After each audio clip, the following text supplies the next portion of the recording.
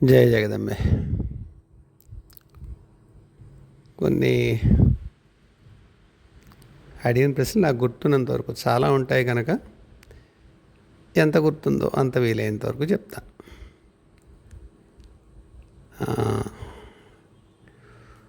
ముందు జ్యోతమ్మకి చెప్పేస్తాను, తర్వాత సత్యవాణి గారికి చెప్తాను.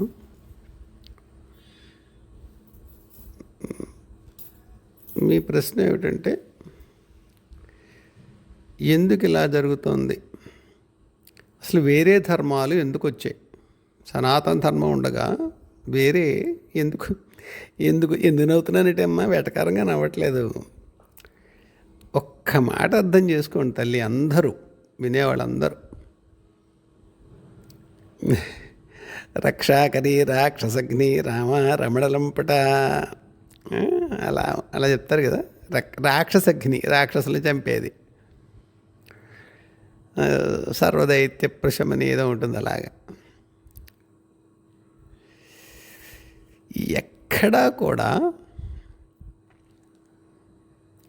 దేవతల్ని రక్షించేది, అసురుల్ని శిక్షించేది ఇలా ఎందుకు చెప్తారంటే, మనం కంగారు పడకుండా ఉండడానికి చెప్తారు. ఒక రచయిత ఉంటాడు అనుకోమ్మా, ఆ రచయితకి ఊళ్ళో మునసబు గారు ఉంటాడు, సినిమాలో లాగా అమ్మాయిలను రేప్ చేస్తూ ఉంటాడు. ఊళ్ళో స్కూల్ టీచర్ వస్తాడు, హీరో, వాడు అమ్మాయిని ప్రేమిస్తాడు. ఈ మునసబు వాడి ప్రియురాల్ని రేప్ చేస్తాడు. ఆ పిల్ల నూతులు పడి చేస్తుంది. వీడు ఊళ్ళో అందరూ తిరగబెడతాడు. ఇలా ఒక కథ నడుస్తుంది అనుకో అమ్మ, రచయిత రాశాడు. మోస కథ కదా. రచయితకి ఏ పాత్ర ఇష్టం?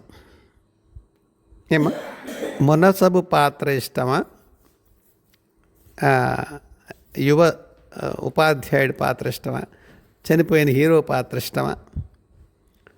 ఏం చెప్తాడమ్మా? అన్నీ పాత్రలే. వెనకటికి మల్లాది వసుంధర్ గారి రంగాజమ్మ అని ఒక నవల మాకు నాంటేళ్ళుగా ఉండేది ఇంటర్మీడియట్లో. అంటే నాది హిందీ సెకండ్ లాంగ్వేజ్, తెలుగు మీద మల్లాది వసుంధర్ గారి నవలు ఇష్టం కొద్దీ ఎందుకు పాటలు చదివిన వాడిది. పాటలి ఆవిడ విశ్వనాథ సత్యనారాయణ గారి శిష్యురాలని చెప్తారు. ఆవిడ నడక అంటే కథ శిల్పం, నడక అది కూడా విశ్వనాథ వారి పోలికలు ఉంటాయి. సరే, అందుకని కొంత ఇష్టంగా చదివాను. రంగాజమ్మ నవల్లో ఒక రచయిత్రి, కవయిత్రో ఒక రాజుగారి కొలువులోకి వస్తుంది. ఆవిడ వైదుష్యానికి రాజుగారు ముచ్చటపడతాడు, కొలువులో ఉంచుకుంటాడు. తర్వాత అందగత్త కూడా రాజుగారు మెల్లిమెల్లిగా ఆవిడ మోహంలో పడతాడు. రాణిగారి దగ్గర రావడం మానేసి ఆవిడ దగ్గర ఎక్కువ గడుపుతూ ఉంటాడు. ఏదో రచనా వ్యాసం. ఎప్పుడైనా సరే ఒక యథోపం చేసేటప్పుడు దానికి ఒక ఇది ఏర్పరచుకుంటాం మనం. ఎవరో ఒక వ్యక్తి దగ్గరికి వెళ్తాం అనుకో, ఆ వ్యక్తి నువ్వు ఎక్కువ సాహిత్యం గురించి మాట్లాడుకుంటాం, ఆ వ్యక్తి నేను ఎక్కువ లోక రీతుల గురించి, వేషాలు ఏం లేదు. అదొక మిష. ఈయన ఒక నైతిక పతనం. అంత పెద్ద పదం వాడుతున్నానంటే అదేదో మహాప్రదం అనుకోండి, చాలామందికి ఉంటుంది అది. ఎంతవరకు అనేది మనం చెప్పలేం, కానీ అది ఎంతవరకు వాళ్ళ మనిషిని దిగజారుస్తుంది లేదా పతనం చేస్తుంది, ఆధ్యాత్మ, అది వేరే చర్చ, అందరూ వెళ్ళటం లేదు. కానీ మొత్తానికి రాజుగారు ఆవిడ దగ్గర ఎక్కువ కాలం గడుపుతూ ఉంటాడు. మహారాణి గారు ఆవిడ దగ్గరికి వెళ్తున్నారు, రంగాయమ్మ దగ్గరికి. నా భర్తను వదిలేసే ఉంటుంది. నేను పెట్టుకున్నానా మీ భర్తని? ఆయన నా కవిత్వం ఏందో ఆసక్తి ఉంటే నా మందిరానికి వస్తున్నాడు. అక్కడికి వచ్చిన తర్వాత మా ఇద్దరికి ఏమేం జరుగుతాయి. మహారాణి నేనేం చేయను ఇందులో ఉంటుంది. అది కాదమ్మా, అంతంత మంచి రచనలు రాస్తావు కదా, మరి నువ్వు అలా చేయొచ్చా, నైతికంగా తప్పు కదా అంటే ఆవిడ అంటుంది, ఆ రంగాజమ్మ ఆవిడ, మహారాణి, నా పాత్రలో నాయకుడు ఉంటాడు, ప్రతినాయకుడు ఉంటాడు. నాయకుడి లక్షణాలు లేదా నాయక లక్షణాలే నాకు ఉండాలి మీరు ఎందుకు అనుకుంటున్నారు? రెండూ నా పాత్రలే. ఈ రెండింటికి భిన్నంగా నా స్వభావం ఉంటుంది. అంచేత నేను మీ మహారాజాని వదలలేను, ఆయన మీరు చూసుకోండి. ఇది నీతి ఏమిటంటే, రచయిత్రి కానీ ఒక చిత్రకారు, ఏదైనా కళాకారుడు, సృష్టి చేసేవాడు ఎవడన్నా, సింహం లేడిని చంపుతోంది, పులి లేడిని చంపుతోంది, పులి ఇష్టమా లేడి ఇష్టమా? ఏది ఉండదు. ఏమా, రెండింటితో సమభావం ఉంటుంది. ఈ రెండింటికి భిన్నంగా ఉండి తన తన ఇష్టం కోసం ఆ వ్యక్తి ఒక చిత్రాన్ని లిఖించడము లేదా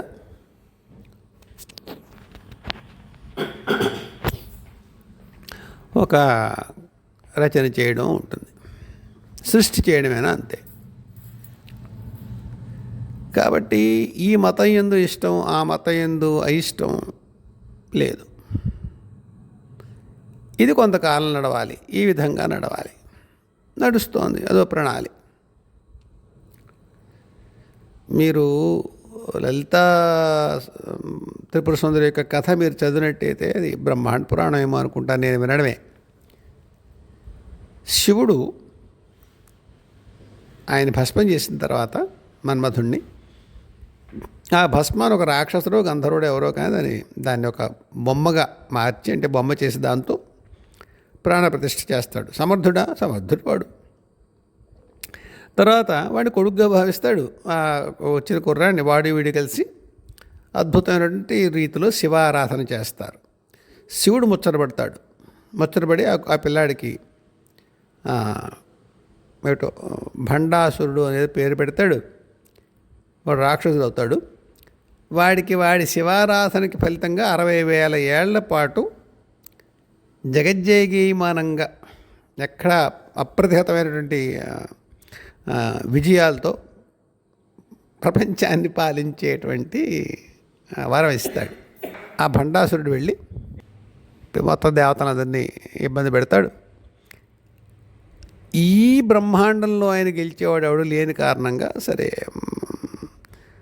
హరిబ్రహ్మాదులు వెళ్ళి అక్కడ ఆవిడ్ని మణిద్వీపంలో లలితా పరమేశ్వరుని అడుగుతారు. ఆవిడ వస్తుంది ఇక్కడికి. సరే, మిగతా కథ మీకు తెలుసు. ఇచ్చిన వరం తర్వాత ఎవరిని పెళ్లి చేసుకుంటుంది? ఆవిడ ఈ శివుణ్ణి పెళ్లి చేసుకుంటుంది. ఎవరైతే భండాసురుణ్ణి అంతటి అప్రతిహతంగా అజేయంగా వరం ఇచ్చాడో, తన ఇక్కడికి రావడానికి ఎవరు కారణమో, ఈ దేవతల కష్టానికి ఎవరి వరం కారణమో ఆయన్ని పెళ్లి చేసుకుంటుంది. అసలు మీకు ఏమైనా అర్థమవుతుందా ఈ కథ ఎలా ఉందో? 60,000 సంవత్సరాలు ఇస్తాడా? దేవతలు ఏం చేశారట మీరు గమనించండి. బ్రహ్మగారేమో రాక్షసుల వరాలు ఇస్తాడు. ఆయన్ని కృష్ణుడో రాముడో శివుడో ఎవరో వచ్చి చంపాలి. కొన్ని విచిత్రమైన కోరికలు కొడతారు. 2 మగాళ్ళు పెళ్లి చేసుకుంటే కానీ పుట్టిన పిల్లలు తప్పిస్తే, లేదా శివుడికి పుట్టిన పిల్లలు ఎక్కడ? వాడేమో భార్య పోయి ఏడుస్తున్నాడు ఆ శివయ్య. ఇప్పుడు శివుడు పెళ్లి చేసుకోవడానికి గ్యారంటీ ఉండి వాడికి అని చేత శివుడికి ఆయన భార్యకి పుట్టిన కొడుకు ఇలా అడుగుతారు వరాలు. సరే, వీడు దానికి వేరే ఇంకో మార్గాంతరం చూస్తారు, వాళ్ళని చంపుతారు. ఈ కథ అంతా ఎందుకు చెప్తున్నానంటే అమ్మ, ఈ పరమదైవం ఏదైతే ఉందో దానికి ఎవరి యందు ప్రేమ కానీ ద్వేషం కానీ ఉండదు.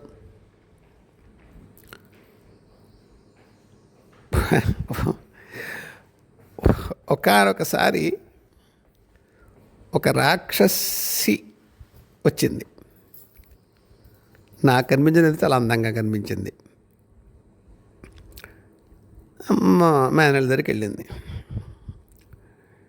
వెళ్ళి నీతో మాట్లాడాలి, చెప్పమ్మా అన్నాడు.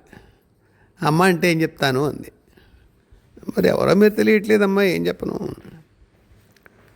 నేను ఫలా రాక్షస కన్యని అని. చెప్పండి. పెద్ద ఆయన పెళ్లి చేసుకుందాం అనుకుంటున్నాను. పెద్ద ఆయన పెళ్లి చేసుకుందాం అనుకుంటున్నాను అంది. ఎవరమ్మా? మీ గురువు గారు అంది. వీడికి నవ్వు వచ్చింది. ఏమిటమ్మా, ఆయనకి 50-60 ఏళ్ళు వస్తుంది, ఇప్పుడేం పెళ్లి చేసుకుంటాను. అయినా నువ్వెవరు రాక్షసమే, ఆయన మానవుడు. ఇదే సినిమా జానపద కథలా ఉంటుంది. అయినా ఇది నాకు సంబంధించిన విషయం, అమ్మని కనుక్కో. బాలమ్మ నవ్వి, మరి పెద్దాడి దగ్గర పంపించరా? అమ్మాదేమిటి, సరే పంపించు.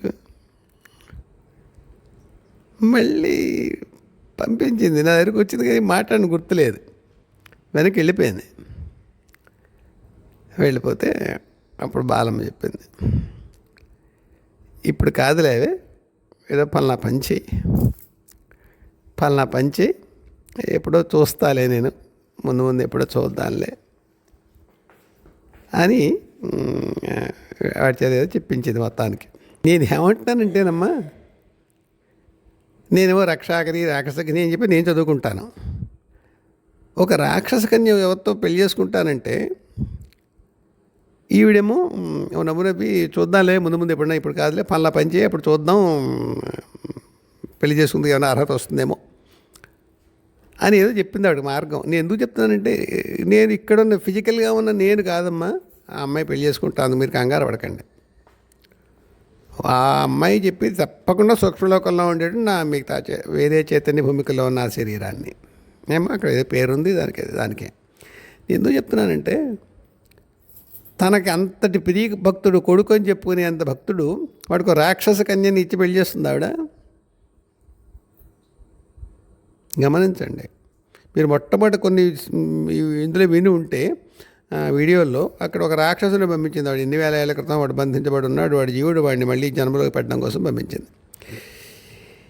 ఈ కాశీ మజిలీ కథల్లో ఉంటాయి ఇవి. ఒక మనుషులకు జరుగుతాయా అంటే మనుషులకి జరగడం లేదు. అనుభవాలు మీరు గమనించండి. మనుషుల యొక్క ఉన్నత చైతన్య భూమికల్లో ఉండేటువంటి శరీరాలకు జరుగుతున్నాయి అనుభవాలు. ఇది కేవలం నేను చాలాసార్లు చెప్తాను, వాటి మీకు విసుగొస్తుందేమో ఇన్నిసార్లు పునరుక్తి చేస్తే, కానీ ఇది నా భౌతిక మస్తిష్కంలోకి కనెక్ట్ అయి ఉండడం చేత దిగుతున్నటువంటి సమాచారం తప్పిస్తే నా భౌతిక శరీరానికి సంబంధించిన వ్యవహారము కాదు. సరే, ఈ మొత్తం వ్యవహారంలో మీకు తెలుస్తున్నది ఏమిటమ్మా? ఆ మతం ఏదైతే వేరే మతం అని మీరు అనుకుంటున్నారో అదేమి అంత క్యాన్సరస్ కాదు. ఎవరో నా మీద శ్రాద్ధం పెట్టేస్తారేమో, ఎవరో నీకు ఇంకా అల్లాహ్ అక్బర్ అంటావా, హలోలియా అంటావా అని నన్ను తిడతారేమో. నేను దేన్ని సమర్థించట్లేదమ్మా, నేను వ్యతిరేకించట్లేదు అంతే. అది పోతాయి, పోవాలి కూడా. ఎందుకంటే మరి త్రైలింగ స్వామి దాని గురించి తపస్సు చేశారంటే అది పోవాల్సిన విషయమే కదా. ఆవిడ ఎప్పుడో తీసేద్దాం అనుకుంటుంది, అప్పుడు తీస్తుంది. ఒక్కసారి మీరు ఎప్పుడైనా సరే పురాణాలు చూడండి, దేవతలు ఎప్పుడూ నిరంతరాయంగా స్వర్గాధిపత్యాన్ని కలిగి లేరు. ఓ రాక్షసుడు వస్తాడు, మళ్ళీ దేవతలు గెలుస్తారు. ఏదో ఒక దైవం ఏదో ఒక రూపంలో వచ్చి వాళ్ళకి సహాయం చేస్తుంది. మరి వాళ్ళకి ఆధిపత్యం ఇచ్చింది కూడా ఎవరు? దైవమే. కాబట్టి ఆ మతాలు ఎప్పుడు పోవాలో అప్పుడు పోతాయి. కాకపోతే సనాతన ధర్మం ఎప్పటికీ నిలిచి ఉండేది, మిగతాయి వచ్చిపోయేవి. ఏమ్మా, ఇక మీలాంటి వాళ్ళు ఎందుకు వెళ్తున్నారు విదేశాలకి? దానికి కూడా ఒక కథ చెప్పారు మా గురువుగారు. ఒక అతను అప్పుడప్పుడు వస్తూ ఉంటాడు సత్సంగ్కి, ప్రసాదాలు అవి తీసుకొస్తూ ఉంటాడు. ఇంకొక అబ్బాయి ఇప్పుడు వస్తున్నాడు. అప్పట్లో ఒక 7-8 ఏళ్ల క్రితం, చిన్నతనం, 25 ఏళ్ళు ఉండేవి. ఎప్పుడు వచ్చేవాడు కాదు, రెగ్యులర్గా వచ్చేవాడు కాదు.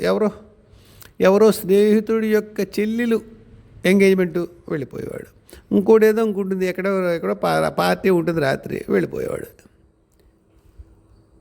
నేను అన్నాను, ఏమిటి పిల్లలు వీళ్ళు రెగ్యులర్గా రారేమిటి వీళ్ళు?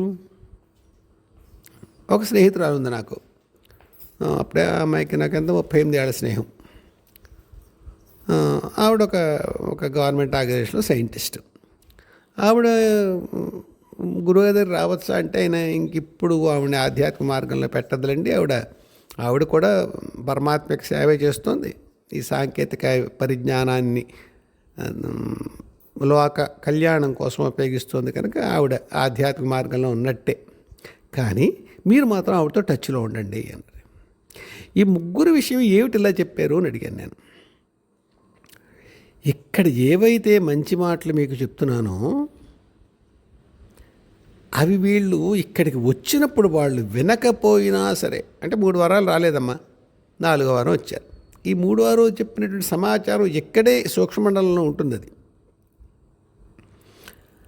అది వాళ్ళ ద్వారా వాళ్ళు ఎక్కడెక్కడికి పెడతారో, వీడేదో ఫంక్షన్కి వెళ్తాడు కుర్రాడు, ఇంకొక ఆయన ఏదో ఆఫీస్ పనులు ఏదో చూసుకుంటూ ఉంటాడు, అప్పుడు ఏ తీర్థయాత్రకు వెళ్తూ ఉంటాడు, ఈవిడేమో తన తన సైంటిఫిక్ ఎక్స్ప్లోరేషన్స్లో ఉంటుంది ఈవిడ. వీళ్ళు నాతో కనెక్ట్ అవ్వడం లేదా వాళ్ళు ఇక్కడికి వచ్చి కొన్ని సత్సంగాలకి రావడం వల్ల సామాన్య ప్రజానీకానికి ఈ ఆధ్యాత్మిక ప్రేరణ బోధన పెడతాయి అన్నారు గురుగారు. ఇప్పుడు నేను చెప్పేది మీకు కానీ కనెక్ట్ దొరుకుతుందా అమ్మా?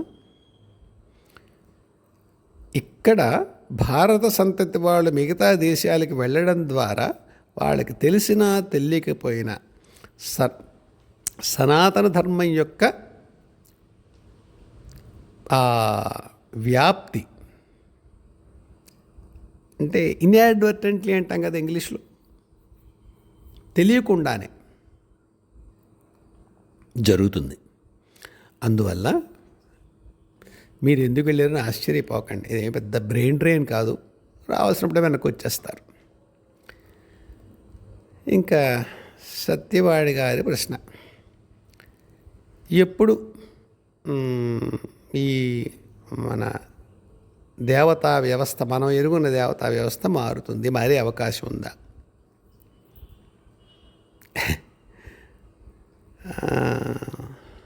మారుతుందమ్మా. నిజానికైతే ఎప్పుడో 18 ఏళ్ల క్రితం మారాలి, గట్టిగా మాట్లాడితే 150 ఏళ్ల క్రితం మారాలి.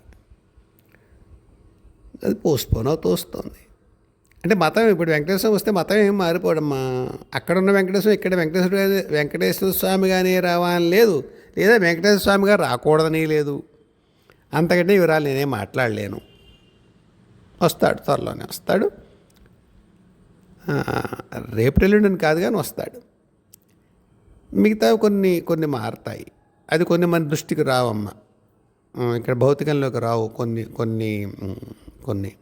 కొన్ని చోట్ల దేవతలు వాళ్ళ ప్రభ తగ్గుతుంది, మరి కొన్ని క్షేత్రాల్లో ప్రభ పెరుగుతుంది వాళ్ళది. అలా కూడా జరుగుతాయి. మరి ఎప్పుడు జరగాలి ఇది అంటే చెప్పాను కదా, 150 ఏళ్ల క్రితం జరగాలి. అలా పోస్ట్పోన్ అవుతోంది. మహాత్ములు చాలామంది వస్తున్నారు, అది చేద్దాం అనుకుంటున్నారు. ఏ కారణం చేతో కొద్దిగా, అంటే ఏది దేవతల వ్యవస్థ మార్చడం కాదమ్మా, ఒక పెద్ద ప్రణాళిలో ఇది చిన్న భాగం, ఒక పెద్ద విశ్వ ప్రణాళిలో ఇదో చిన్న భాగం. దేవతల వ్యవస్థలో మార్పులు అనేది అది అసలు మామూలు సామాన్య ప్రజకి అందడానికి కూడా అవకాశం ఉండదేమోలండి, పెద్దగా ఏం తెలియకపోవచ్చు. కానీ దేవతలు ఫలానా గుళ్ళో ఫలానా దేవుడు ఉన్నాడంటే ఆ దేవుడే ఉండడానికి అలాగే ఉండాలి, ఆయనే ఉండాలి, లేదా ఆవిడే ఉండాలి, అలా ఉండకపోవచ్చు, మార్పులు జరుగుతాయి. అయితే అప్పుడే కాదు నిజానికి. మరి నేను ఈ మార్గంలో కంటే ఈ హిమాలయ గురువు గారి దగ్గరికి వచ్చినప్పుడు చాలా కొత్తలో జరుగుతున్నారు, మరి ఇంతవరకు జరగలేదు. పోస్ట్పోన్ అయిందో జరుగుతుందో తెలియదు. 2009లో మాస్టర్ సివివి గారు ఒక ఊరు నుంచి, ఊరి పేరు చెప్పను నేను, ఒక శిష్యుడిని పంపించారు నా దగ్గరికి. ఆయన రకరకాల మాటలు చెప్తూ నువ్వు ఫలానా పని కోసం కిందకు వచ్చావు, మీ గురువుగారు ఫలానా ఆయన ఇందులో విశ్వంలోనే ఫలానా పనిలో ఆయన ఆరితేరిన వాడు చెప్పుకొచ్చి మధ్యలో ఒకసారి సప్తర్షులు కలిసారా హిమాలయాల్లో అన్నారు. ఏమండి అన్నాను నేను. వీళ్ళు ఇంగ్లీష్లో ఏమంటారు మీరు, excuse me what are you talking about అని, ఆ టైప్లో ఏమండి సప్తర్షులు కలిసారా మీరు అని. కొందరినప్పటికీ కళ్ళలో కలిశాను, ధ్యానంలో కలిశాను, ప్రత్యక్షంగా అసలు హిమాలయాలు నేను వెళ్ళనే లేదు. అదేంటి ఈ పాటికే కలవాలి అన్నాడు అని. మహావతారం కలిసారా అన్నాడు. నేను ఎక్స్ట్రా చేస్తున్నాడు అనుకున్నాను. లేదండి అన్నాను. అయితే నాకు తెలియదా మహావతార భవన్ కలవాలని తెలుసు. ఆయన ఆయన ప్రశ్న ఎలా ఉందంటే యాజ్ ఇఫ్ ఈ పాటికే నేను అది చేసి ఉండాలి అన్నట్టుగా చెప్తున్నారు ఆయన. లేదు, జరగలేదు. ఈనాటికి జరగలేదు. మహావతార వామని ప్రత్యక్షంగా in physical form flesh and blood కలవలేదు. మహర్షులు కూడా కలవలేదు. మిగతా సప్తర్షులు కలిశాను, మాట్లాడాను. కొంతమంది ఎక్కువసార్లు కలిశాను, కొంతమంది అంత ఎక్కువసార్లు కలవను. కానీ తర్వాత గురువుగారిని కలిశాడు. కలిసినప్పుడు ఇంకా మురిసిపోయాడు. మహానుభావులు మీరు ఫలానా ఒక 10 ఏళ్ళు పోయిన తర్వాత 2019లోనే ఎప్పుడోసారి ఏదో ఆయన మళ్ళీ నంబర్ తీసుకుని కలిసి, ఇంకా అదేం అవ్వలేదండి, ఒకసారి సివి గారిని మా గురుగారు చెప్పట్లేదు, సివి గారికి అయితే ఆయన అంతా కవర్ పెట్టాడు కదా అని, సివి గారిని అడుగుతారా అన్నాను. మిమ్మల్ని కలిసేనా అన్నట్టుగా మాట్లాడాడు ఆయన. ఇలా అన్నారు కదా అంటే అవునా అన్నాడు. ఆయనకి ఒక్క అక్షరం గుర్తులేదు. మా గురువుగారిని అడిగాను, మీరా చెప్పరు, సివి గారు అడుగుతారేమో, ఆయన చెప్తారేమో అని ఆయన అడిగితే అని పక్క అనేవి గురువుగారు. ఆయన బ్రెయిన్లో అరేంజ్ చేసి పారేసి ఉంటాడు సివి గారు అని నవ్వారు. ఎందుకండి అన్నాను. అప్పుడు మీకు ఆ సమాచారం అందాలి స్వామి, అందింది, ఇప్పుడు అక్కర్లేదు, వాడికి గుర్తులేదు. మరి మీరు చేయలేదు కదా అని ఉక్రోషంగా. అవుతాయిద్దరు, ఏదో కారణం ఉంది, అవుతాయిలండి స్వామి అన్నారు. వాళ్ళకి 20 ఏళ్ళు పెద్ద విషయం కాదు. 150 ఏళ్ళ నుంచి వెయిట్ చేస్తున్న వాళ్ళకి 20 ఏళ్ళు ఉంది, భూషణం ఏం లేదు. మీకు ఎందుకు చెప్పానంటే అమ్మా, అవి జరుగుతాయి, ఎప్పుడు తెలియదు. మీరు ఇంకో ప్రశ్న ఏదో వేశారు, అది నా సమాధానం చెప్పి మళ్ళీ దీంట్లోకి వస్తాను నేను. ప్రత్యేకించి పూజలు అవి ఏం చేయండి కానీ ఆధ్యాత్మికంగా ఉంటాను అని ఉండండి అమ్మా, అందులో ఉండండి. బియాండ్ దట్ మెల్లిగా ఆ దారిలో ఒకవేళ మీకు కొంత తీవ్రమైన సాధనలోకి వెళ్ళవలసి ఉంటే పైన మీ గురువులు నిర్ణయిస్తారమ్మా. మీరు ఊరికే మార్గం వదిలేయకుండా పూర్తిగా సంసారంలో పడిపోయి, అంటే సంసారంలో పడిపోవడం అంటే కేవలము ఐహిక విషయాల్లోనే ఇరుక్కోకుండా ఉంటే మీకు సరైన సమయంలో పిలుపు వస్తుంది. అది దాని గురించి పెద్దగా వర్రీ అవ్వకండి. మీరు అలా చేయాల్సింది రెడీగా ఉండేనమ్మా. ఎప్పుడైనా అంతే, ఎవరికైనా మీరైనా సత్యవాణి గారిని కాదు, ఎవరికైనా మీరు సిద్ధంగా ఉండడమే కావాల్సింది. వాళ్ళే మిమ్మల్ని మార్గంలోకి తీసుకెళ్తారు. దాని గురించి పెద్దగా బెంగటిల్లకండి. ఇంకా ఈవిడెవరు మన గాయత్రి గారు చెప్పారు, ఇంకొకళ్ళు చెప్పారు, అలా టచ్ అండ్ గోగా ఉంటుంది. నేను సాక్షి మాత్రంగా ఉండగలుగుతున్నాను, ఒక్కోసారి ఆధ్యాత్మిక అంతా నేనే అనిపిస్తుంది, లేదా ఒక ఆత్మ జ్ఞానం కలిగినట్టుగా ఒక్కోసారి అనిపిస్తూ ఉంటుంది. ఏమి చేయాలి? ఏమి చేయక్కర్లేదు, అలా ఉండండి. వాళ్ళు హిందీలో అంటారు లగే రహో అని, అలాగా ఉండండి. బాంబే రైల్వే ప్లాట్ఫామ్ మీద ఉండడమే ఉండాలమ్మా, మన ఎక్కక్కర్లేదు. రెడీగా రైలు వచ్చేసరికి మనం ఉంటే ఆ గుమ్మలో లోపల తోసేస్తారు, ఎక్కించేస్తారు. ఎడిచి దిగడం కష్టం, దిగాల్సి వస్తే. కాకపోతే మనది చివరి స్టేషన్ వరకు మనం దిగక్కర్లేదు కనుక సిద్ధంగా ఉండడమే కావాల్సింది. ఇది ఎవరికైనా, సత్యవాణి గారు చెప్పినా, గాయత్రి గారు చెప్పినా, మరోహరు ఆయన పేరు ఒకటి గుర్తు రావట్లేదు, క్షమించాలి, ఆయన చెప్పినా దాని యందు ఉండండి. ఎక్కువ దాని గురించి అనుమానపడకండి. కానీ ఒక్క ప్రమాదం ఉంది దీంట్లో. మీ విషయంలో ప్రమాదం చెప్పట్లేదమ్మా. ఎవరో ఒకసారి ప్రశ్న కూడా విసుంటారు మన వాళ్ళే. దైవ సాక్షాత్కారం జరిగితే అది ఇంకా ఉన్నత మార్గానికి, ఆధ్యాత్మిక మార్గంలో స్థిరపడినట్టేనా మనం? అంటే can we relax and sit back and watch the travel as it unfold smoothly అని అలాంటి అర్థం వచ్చేట్టుగా అడిగారు. అలాంటి గ్యారంటీలు ఏమీ ఉండవు అమ్మ. అబద్ధూత స్థితికి వెళ్ళిన వాళ్ళు మళ్ళీ వచ్చి ఏమ్మా సంసారంలోకి వచ్చి, సినిమాలు తీసుకునేవాడు ఒకడు, ఇంకోటి ఏదో సంసారంలోకి వచ్చేవాడు ఇంకోడు. మనం కొన్ని సత్లక్షణాలు అనుకుంటాం. అమ్మ విక్రించట్లేదు, ఎవరు అలా అనుకోకండి. ఏ లక్షణాన్ని విక్రించాలి. మనం ఏం చెప్తున్నానంటే unlearn what you have learned. మీరు నేర్చుకున్నదే చివర కాదు, మీరంటే ఇక్కడ ఎవరిని ఉద్దేశించి అట్లా మనం అందాం పోనీ ఆ పదం వాడితే మీ అందరికీ మనశ్శాంతిగా ఉంటుంది. మనం ఏదైనా చెప్పుకుంటాం ధార్మిక మార్గంలో ఇలా ఉండాలి, ఇలా ఉండాలి, ఇలా ఉండాలి. అలా లేదు, అలా ఉండదు. దానికి సెట్ రూల్స్ ఉండవు. మీరు ఎలా ఉండాలో అలా ఉంచుకుంటుంది అమ్మ అయ్యా ఏదైనా కానివ్వండి.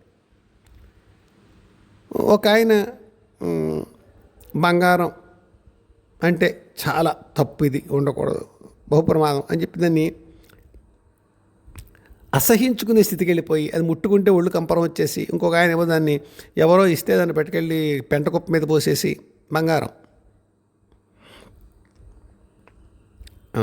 వాళ్ళు ఎవరిని చిన్న చేయట్లేదు కానమ్మా, కుదరదు. దేన్నైనా తిరస్కరించడం వల్ల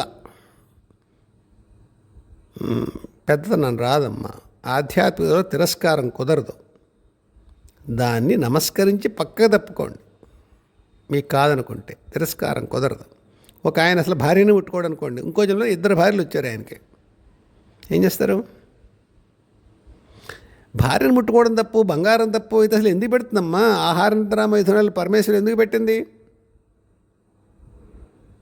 అలా అని చెప్పి వాటి ఏందే తగులుకునే ఆ లౌల్యంలో ఉండిపోమని అనడం లేదు నేను. ఆల్ ఐఎమ్ సేయింగ్ ఈస్ అందులో ఉంటూ అందులో తగులుకోకుండా ఉండండి. ఇది నేను కొత్తగా చెప్పట్లేదమ్మా. జనక మహారాజు సర్వసుఖాలు అనుభవిస్తూ కూడా వాటిలో తగులుకోలేదు.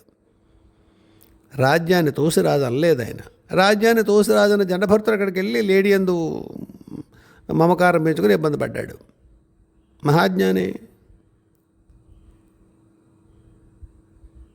ఎక్కడ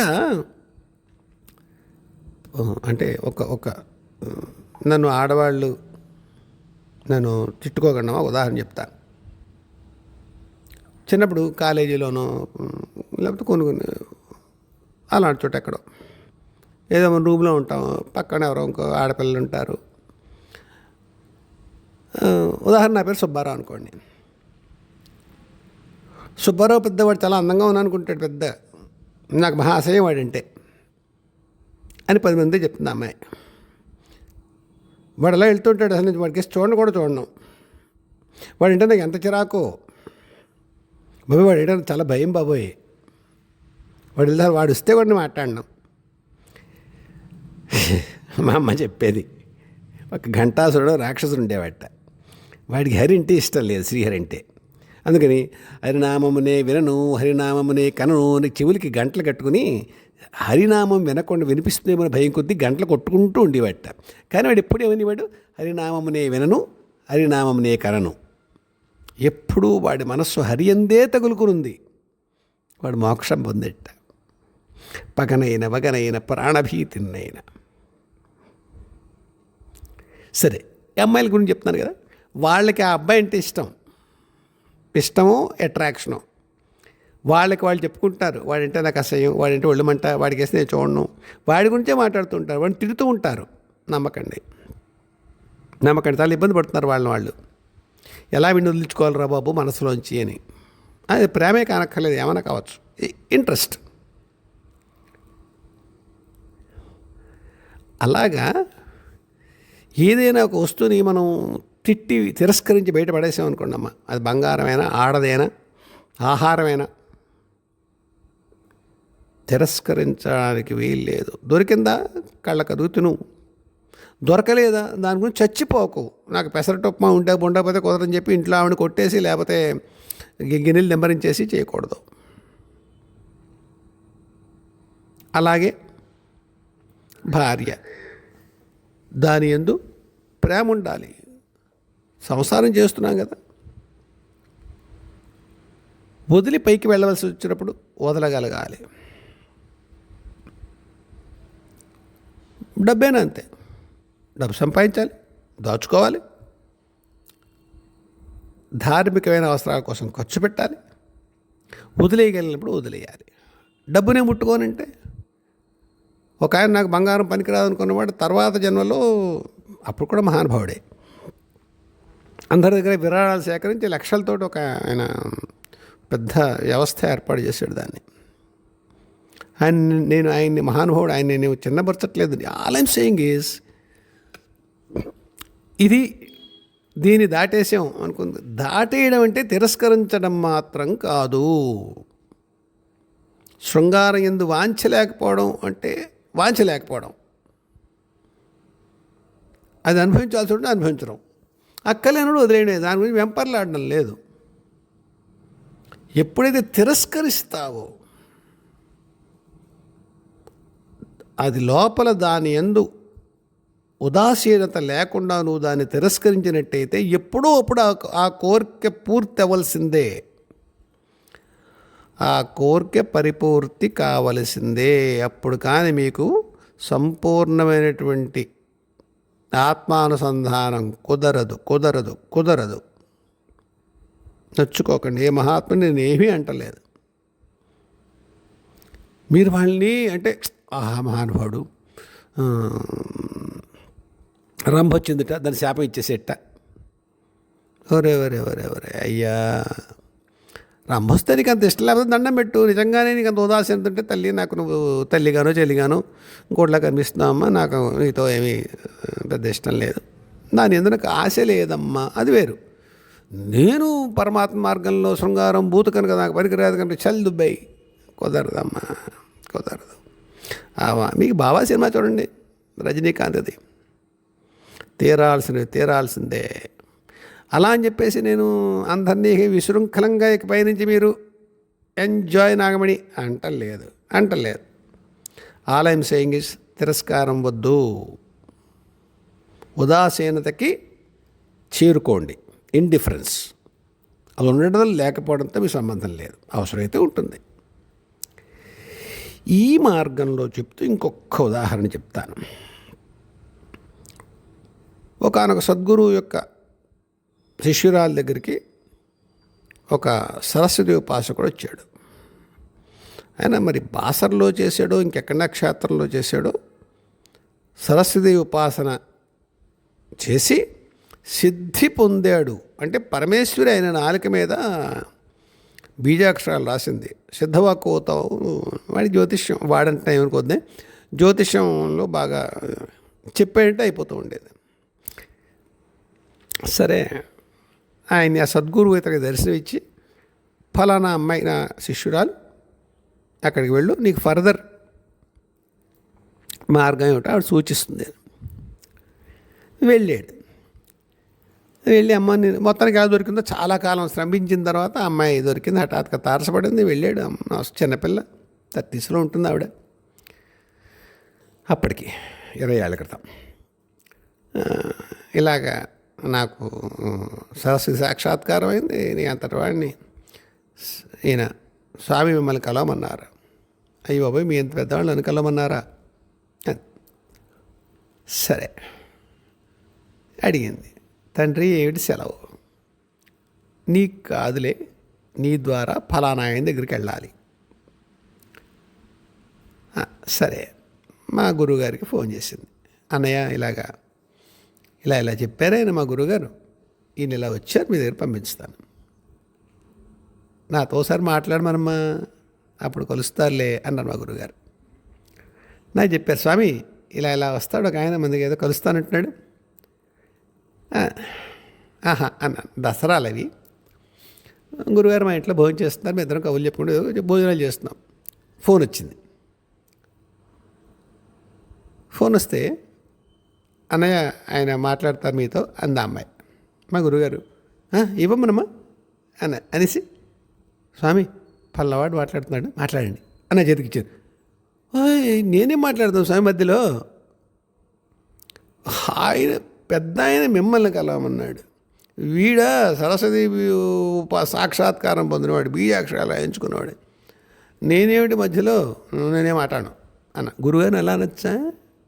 చనువు కదా అనేయచ్చు. ఏం తిరస్కారం ఏం కాదు, బాగా చనువు. అందునే నేను మాట్లాడండి స్వామి. ఏం మాట్లాడండి చెప్పండి అండి. మీరు మొదలెట్టండి, మీరే మాట్లాడతారు, మీకు తెలుస్తే ఏం మాట్లాడాలో అన్నారు. ఇదే డైలాగ్ బాలమ్మ కొడుతుంది. డైలాగ్ కొడుతుందనే పాట మీకు బాగోలేదా? ఆధ్యాత్మిక ప్రసంగంలో పర్లేదు, వరమ్మేగా. ఆవిడ మా మేనల్ని అడుగుతాను, రే ఏమిట్రా ఇది కథ అంటే, విషయం చెప్పింది ఎట్రా బాలమ్మ అంటారు. వాడు నవ్వి, పెద్దాన్ని కూర్చుని మాట్లాడమనరా దాంతో, వాడికే తడుతుంది. ఏం తడుతుందిరా అంటాను. అబ్బా వాడి దగ్గర ఉంటానురా నేను, వాడికి తెలుస్తుందిలే, నేను పక్కన ఉంటాను, వాడికి ఏం మాట్లాడాలి అప్పుడు సురిస్తుంది లేరా, ఇవన్నీ ముందు నుంచి అన్నీ వాడికి స్క్రిప్ట్ చేసి పెట్టాలి, వాడికి ఏం అక్కర్లేదు కూర్చోమను అంటుంది ఆవిడ.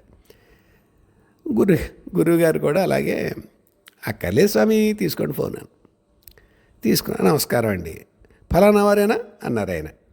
లేదండి వారి శిష్యుడి. నమస్కారం. నమస్కారం అన్నారు ఆయన గంభీరంగా. వారితో మాట్లాడాలి అన్నారు. అంటే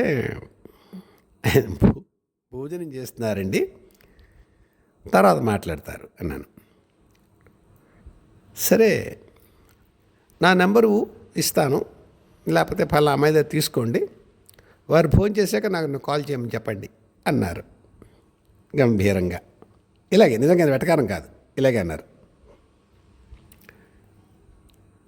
నేను, ఆయన కాల్ చేయరండి, మీరు పావుగంటకాల భోజనం అయిపోతుంది, మీరు మళ్ళీ చేయండి అన్నాను నేను.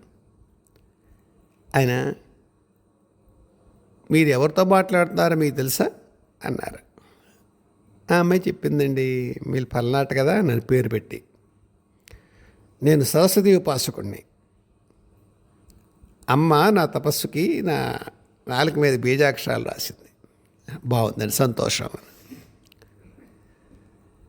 నేను తిరుపతి వెళ్ళిన, కాళహస్తి వెళ్ళిన, శ్రీశైలం వెళ్ళిన, మహారాజ భోగాలు జరుగుతాయి నాకు. పూర్ణ కుంభంతో స్వాగతం చెప్తారు. నేను సిద్ధవాక్కుని అన్నారు ఆయన. అయితే మీరు ఏం చెప్తున్నారు అని, బాగుంది బాబు అన్నాను.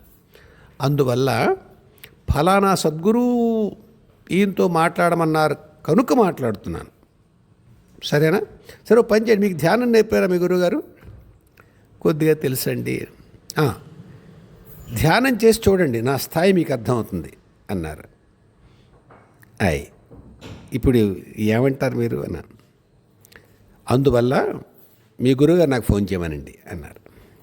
అప్పుడు అన్నాను, అయ్యా మీకు శ్రీశైలం, కాళహస్తి, తిరుపతి, మరొక చోట ఈ జరిగే రాజభోగాలు, సన్మానాలు అన్నిటి మీద తనివి తీరా అనుభవించిన తర్వాత ఇది కాదులే అనిపించినప్పుడు మా గురువుగారికి మీరు ఫోన్ చేయండి. అంతవరకు మీకు ఆయనతో సమాగమం కుదరదు. ఏం బాబు, సెలవు అని పెట్టేశాను. ఏం స్వామి ఏమన్నాడు ఆయన అన్నారు. ఇలా ఇలా జరిగింది, పక్క నవ్వారు. ఇప్పుడు మీకు నేను ఏమన్నా చెప్పానా ఏం మాట్లాడాలో అన్నారు. లేదండి నేనే మాట్లాడాను. అంతే స్వామి, మీరు అనుకుంటారు మీకేం తెలియదని, మాట్లాడలేదని. నా ప్రేరణ ఉంటుందిగా, ప్రత్యక్షంగా ఉండాలా ఏమిటి అన్నారు.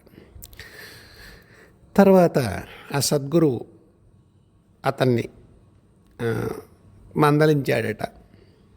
మందలించి,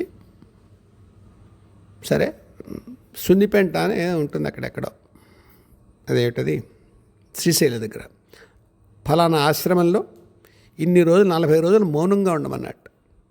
ఈయన అన్నట్ట అమ్మాయితో, 40 రోజుల మౌనంగానా? ఎంతమంది రాజకీయ నాయకులు, ఎంతమంది ఆశ్రితులు, వాళ్ళందరూ సహాయం కోసం వస్తూ ఉంటారు, మౌనంగా నాకెక్కడ కుదురుతుందమ్మా అన్నట్టు. ప్రయత్నం చేయమని, కుదిరితే కుదురుతుంది, లేకపోతే లేదు. ఇప్పుడు మీకు ఏం చెప్పాను నేను? సరస్వతీదేవి యొక్క సాక్షాత్కారం పొంది నాలుక మీద బీజాక్షరాలు రాయించుకున్నటువంటి ధన్యుడు సాక్షాత్కారం పొందాడు. దైవ సాక్షాత్కారం ఆత్మ సాక్షాత్కారం కాదు కాదు కాదు కానేరదు.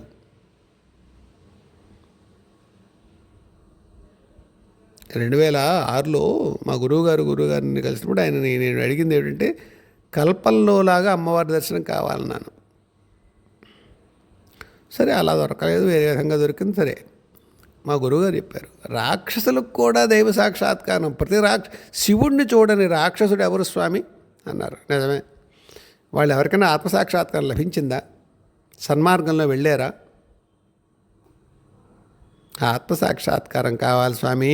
దైవ సాక్షాత్కారం కోసం వెంపర్లాడకండి. మీరు అనేక జన్మల్లో చూశారు. మీరు దైవ సన్నిధి నుంచి కిందకు వచ్చిన వాళ్ళే. దైవాన్ని ఇప్పుడు మరీ చూడాలని చెప్పేసి అంత తపనెందుకు? ఆత్మానుసంధానం కోసం ప్రయత్నం చేయండి అన్నారు. అలాగా కేవలము దైవ సాక్షాత్కారం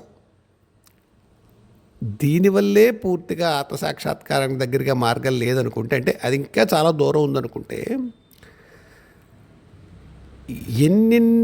ఎన్నెన్ని మెట్లుంటాయి ఆ చివరి గమ్యానికి. ఎప్పుడైనా పడడానికి అవకాశం ఉంది కదా, ఆస్కారం ఉంది కదా.